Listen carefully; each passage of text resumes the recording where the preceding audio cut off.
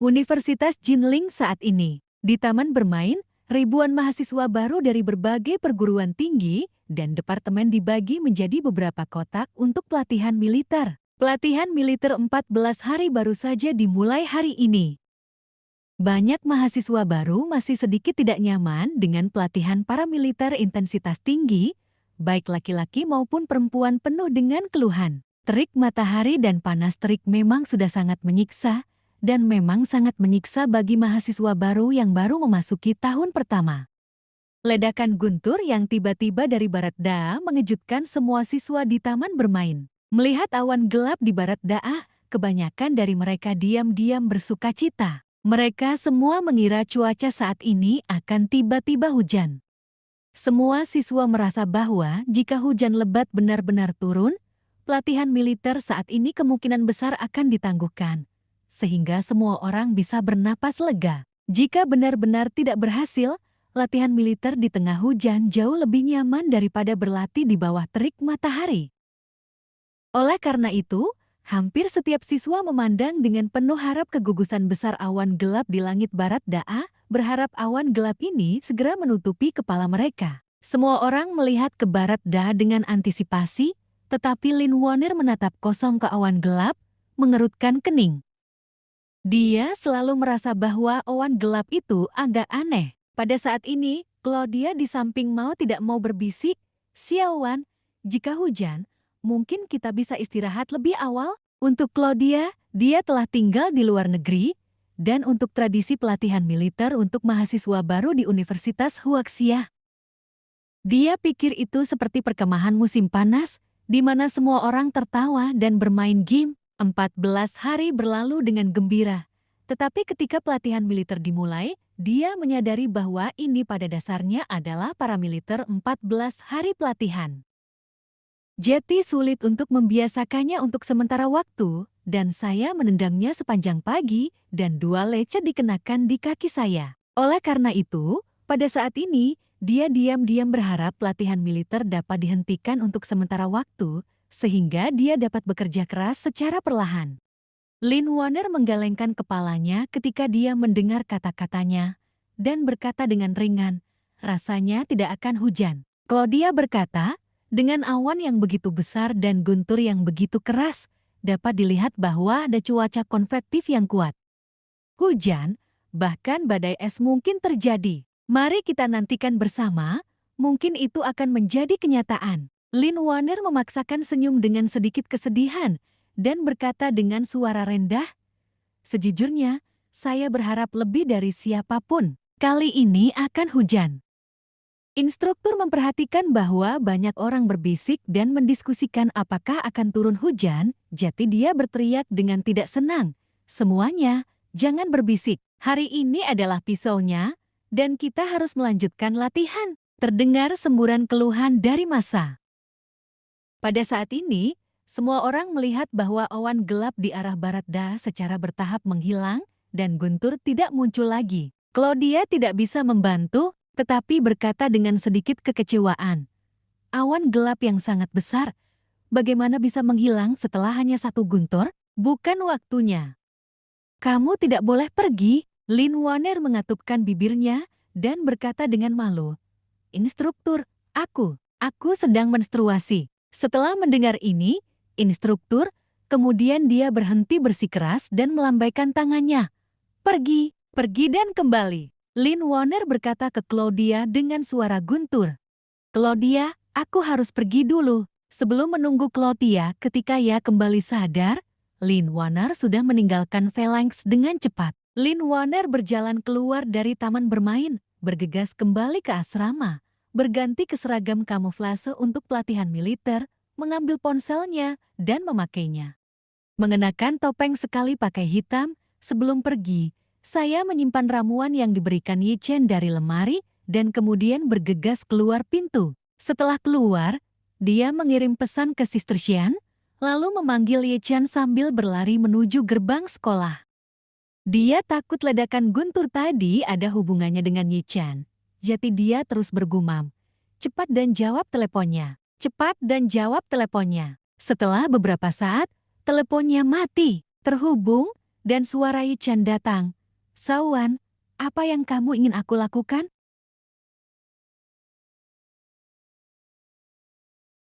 Mendengar suara Yi Chen, Lin Warner menghela nafas lega dan buru-buru berkata, "Kakak Yi Chen, aku sangat berterima kasih kepada Anda atas apa yang terjadi terakhir kali.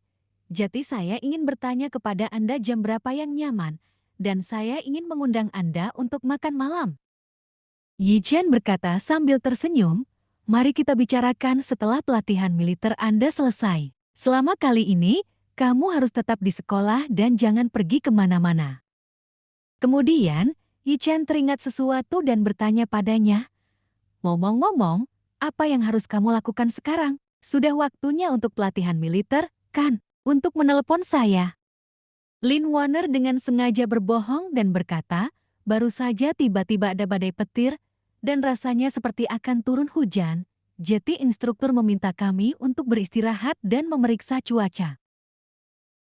Oh, Yi Chen sedikit mengernyit, dan dia tidak bisa tidak bertanya-tanya apa niat Lin Weiner untuk panggilan ini. Menurut pendapatnya, niat Lin Weiner panggilan mungkin ada 3 jenis pelarian.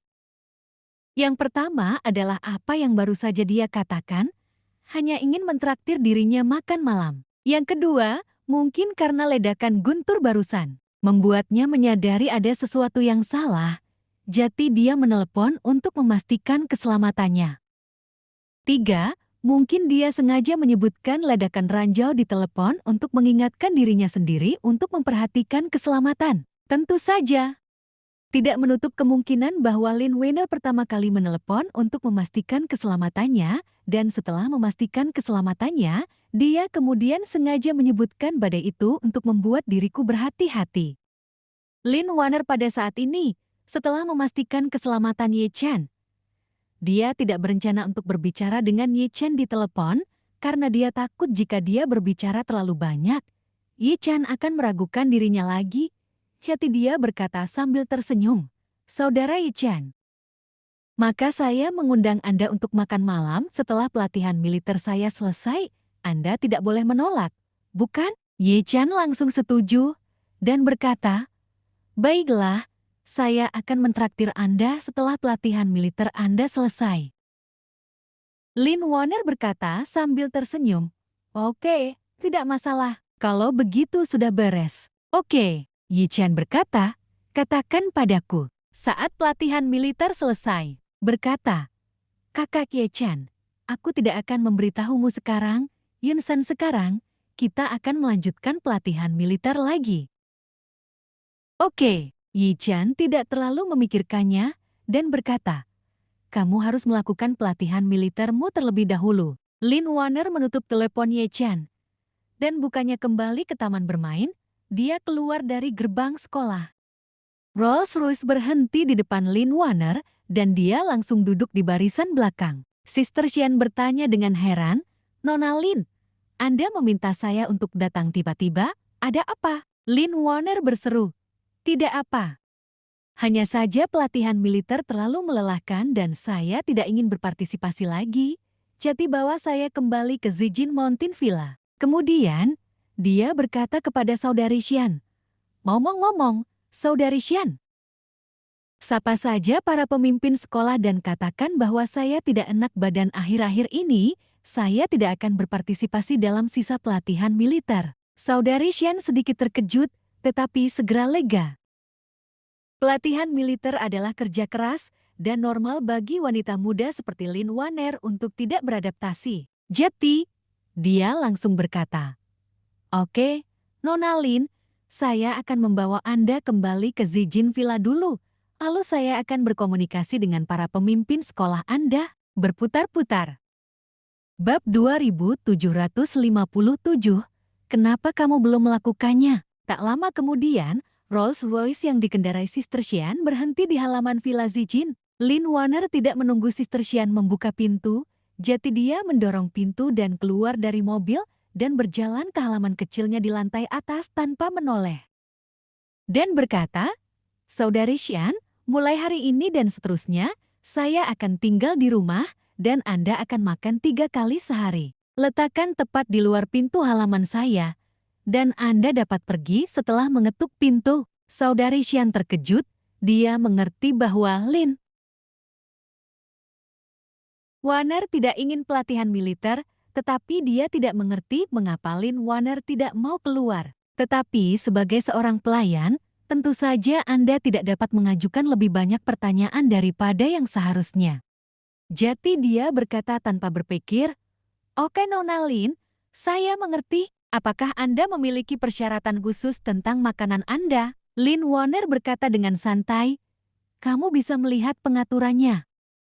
Setelah dia selesai berbicara, dia dengan cepat berlari ke lantai atas, membuka pintu dan memasuki halaman kecilnya. Qiu Yingshan yang sudah lanjut usia melihat Lin Warner menaiki tangga teratas dari jauh dan buru-buru keluar untuk menghentikan saudari Xian dan bertanya, "Xu Xian, Nona, bukankah dia di sekolah untuk pelatihan militer baru-baru ini? Mengapa Anda datang kembali tiba-tiba?" Dia berkata dengan hampa, "Tuan, Nona Lin baru saja memanggil saya untuk pergi ke pintu masuk Universitas Jinling."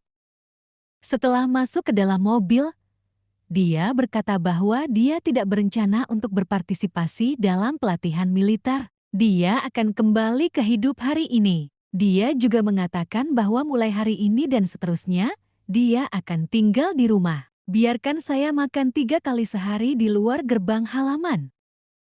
Qiu Yingshan mengangguk ringan dan berkata, "Pesan, tidak ada yang boleh mengganggu wanita itu kecuali Anda untuk mengantarkan makanan untuk wanita itu." "Baik, Tuan." Saudari Xian tahu bahwa suaminya sangat menghormati Lin Warner, jadi tidak mengherankan saat ini. Dia mengeluarkan ponselnya dan berkata dengan hormat, "Tuan, saya akan menelpon kepala Universitas Jinling untuk memberitahu Anda." Qiu Yingshan mengangguk dan berkata, "Pergilah, ayo pergi."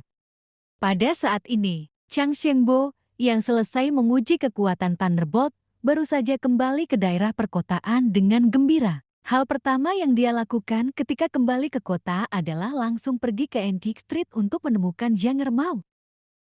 Tetapi pada saat ini, Zhang Ermao telah menutup kiosnya sebelumnya di bawah instruksinya. Paman Chang Sheng tidak melihat Zhang Ermao, tetapi berhasil menangkap beberapa kios yang belum disita dia dengan cepat bertanya, "Semuanya, ini baru lewat jam 3 sore, mengapa kamu terburu-buru menutup kios?"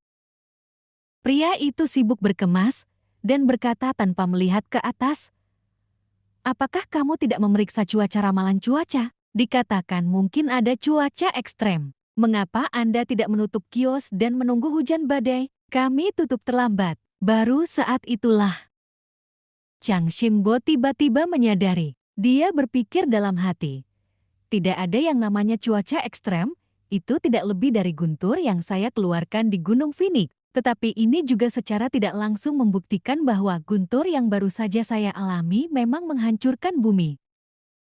Chang Shengbo ingin mencari seseorang untuk menanyakan keberadaan Zhang Ermao, tetapi setelah dipikir-pikir, dia membeli 2 barang antik dari Zhang Ermao dengan harga yang sangat tinggi. Biarkan Zhang Ermao merasa waspada. Setelah memikirkannya, dia berencana mencari tempat tinggal di dekat jalan antik hari ini dan kemudian datang ke jalan antik di pagi hari untuk mencari Zhang Ermao. Pada malam hari, Chang Xingbo duduk bersila di tempat tidur, tetapi dia masih belum bisa samadhi. Alasannya tidak lebih dari tenggelam dalam kegembiraan dan tidak bisa melepaskan diri. Jadi, dia tidak bisa menahan diri untuk mengeluarkan Thunderbolt itu lagi, dan sambil menyentuhnya, dia menghela nafas. Sungguh anugerah Tuhan untuk mendapatkan senjata ajaib seperti itu. 20 tahun yang lalu, saya memenggal kepala Ye Changying dan istrinya di sini dan membuat pencapaian besar. 20 tahun kemudian, saya mendapat harta karun di sini lagi. Tampaknya Jinling ini memang tanah saya yang diberkati. Sambil menghela nafas, ponselnya tiba-tiba menerima panggilan internet dari Tuan Ying. Ekspresinya terkejut dan dia dengan cepat menghubungkan telepon dan berkata dengan hormat. Di ujung lain telepon, sebuah suara dingin bertanya dengan tajam. "Paman Changxing, kapan Anda tiba di Jinling?" Paman Changxing buru-buru bertanya. "Kembali ke Tuan Inggris bawahan saya tiba di Jinling pagi ini. Tuan Inggris berkata lagi, seharusnya sudah larut malam di mana Anda berada, dan Anda telah berada di Jinling selama lebih dari 15 jam. Mengapa? Apakah kamu tidak melakukan sesuatu pada keluarga En? Jantung Xiangbo berdetak kencang.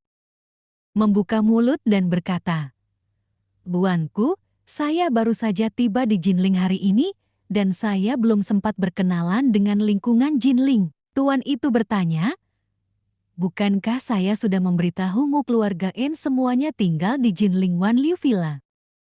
Anda hanya perlu bergegas ke Wanliu Villa di tengah malam dan membunuh mereka semua, agar tidak memiliki malam dan mimpi yang panjang, apalagi yang Anda kenal dengan hal seperti itu hal yang sederhana. Chang Xingbo buru-buru berkata, Tuanku, bawahanku mungkin perlu waktu untuk mendapatkan pemahaman mendalam tentang situasi keluarga En. Jika tidak, jika seseorang lolos dari jaring dan tidak berada di Villa Wanliu saat kita lakukan, akan sulit untuk menangani masalah ini, Tuhan berkata dengan dingin. Malam ini En Qishan, istrinya, dan ketiga putra dan satu putri mereka semuanya ada di Wanliu Mountain Villa. Ini adalah kesempatan terbaik bagi Anda untuk mogok. Ini jam 2 pagi di mana Anda berada. Jika Anda mulai sekarang, masih ada waktu untuk mengirim keluarga En di jalan sebelum fajar. Chang Xiangbo berkata dengan hormat, Tuanku, Anda meminta bawahan Anda untuk menyelidiki keberadaan Ye Changning dan putra En Chengqi. Bawahan belum menemukan petunjuk. Jika mereka menyerang keluarga En sekarang, saya khawatir anak itu akan curiga dan tidak pernah lagi berani muncul. Tuan Ying mendengus dingin. Kamu hanya perlu membunuh En Qishan dan istrinya serta ketiga putra dan satu putri mereka. Dan anak bermarga Ye akan muncul secara alami. Paman Changxing bertanya dengan heran. Ying tuanku, aku berani bertanya padamu, mengapa kamu begitu yakin? Lord Ying berkata dengan dingin, menurut urutan suksesi aset Yen Qishan, jika sesuatu terjadi padanya dan anak-anaknya, aset keluarga En akan menjadi 10%. Untuk 2/setengahnya akan diwarisi oleh 3 putra dan 1 putri keluarga En, dan setengah lainnya akan diwarisi oleh putra En Chengqi. Artinya, begitu mereka meninggal, anak bermarga Ye akan menjadi pewaris aset keluarga En. Ini adalah kekayaan senilai beberapa triliun dolar, dan peristiwa sebesar itu pasti akan menimbulkan kegemparan di seluruh dunia. Selama anak itu masih hidup, dia pasti tidak akan bisa menolak godaan ini. Dimanapun dia berada, dia akan melakukannya, pasti mencari tahu. Datang ke sini untuk menerima warisan dalam jumlah besar ini, dan kemudian kamu dapat membunuhnya tanpa usaha apapun. Setelah berbicara, Tuan Inggris melanjutkan. Waktunya singkat. Kamu harus mulai sekarang. Paman Changsheng terdiam di dalam hatinya. Ada bunyi klik. Dia sudah lama tahu bahwa tugas pertamanya datang ke Jinling kali ini adalah untuk membunuh keluarga En. Tetapi dia tidak menyangka bahwa ketika dia tiba di Jinling, dia akan menemukan 2 senjata ajaib satu demi satu. Sekarang, dia masih berharap mengikuti petunjuk Jiang Ermao, dia bisa menemukan lebih banyak senjata ajaib. Jadi dalam hal ini, dia tidak akan mau segera mengambil tindakan terhadap En. Dia jelas tahu bahwa keluarga En adalah keluarga teratas ketiga di dunia, dan begitu mereka bergerak, itu pasti akan menyebabkan kegemparan di seluruh opini publik internasional. Dia juga tahu bahwa begitu keluarga En benar-benar mati di Huaxia, pejabat Huaxia pasti tidak akan menyisihkan upaya untuk menyelidiki sampai akhir. Ketika saatnya tiba, pemerintah tidak tahu berapa banyak orang yang cakap dan orang asing akan dikirim ke Jinling untuk menyelidiki petunjuk. Pada saat itu, tindakan saya di Jinling akan menjadi sangat dibatasi. Bahkan sangat mungkin setelah membunuh seseorang, dia akan dicari oleh departemen terkait Huaxia di seluruh dunia. Kalau begitu, bagaimana dia bisa memiliki kesempatan untuk menggali jalur Jiang Ermao?